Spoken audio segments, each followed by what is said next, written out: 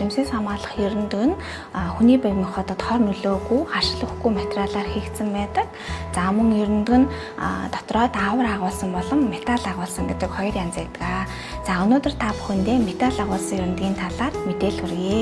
Металл агуулсан ерөндөг нь зис, мөнгө, алт зэрэг байгалийн металлуудыг өөртөө агуулдаг. Ингэснээр хүний бие махбодод явагдах үрслийн процессыг бууруулахаас гадна эргэлхээсийн хөдөлгөөнийг удаашруулж, умаа хөндөд үр хүрэл бэхлэгдэх удаацыг саадуулснаар жирэмснээс хамгаалж байдаг. Ерөндөгийн давуу тал нь гэх юм бол жирэмснээс удаан хугацаанд хамгаалдаг, буюу 5-10 жил байх боломжтой. За хүссэн үедээ ахуулж болох бөгөөд ахуулсны дараа жирэмслэх чадвар хурдан сэргийдэг. За тэгээд өндөр үр дүнтэй, эдийн засгийн хувьд хэмнэлттэй, мөн даавар агуулаагүй гэдгээрээ давуу талуудтай юм аа. За ерөндөгийн сул тал гэх юм бол мэдээж бэлгийн замаар дамжих халдвараас сэргийлж чадахгүй.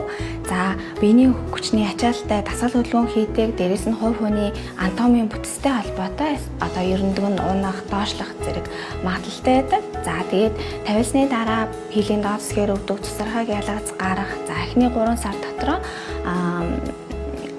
биений мөвдөлтөй хэмжээгээр ирэх зэрэг зориуд өгч болно. За хэрвээ та энэхүү аргыг сонирхож байх юм бол эмэгтэйчүүдийн эмчит үзүүлэн өөрийн бие онцлог тохирох спиралыг сонгон тавиулах боломжтой шүү.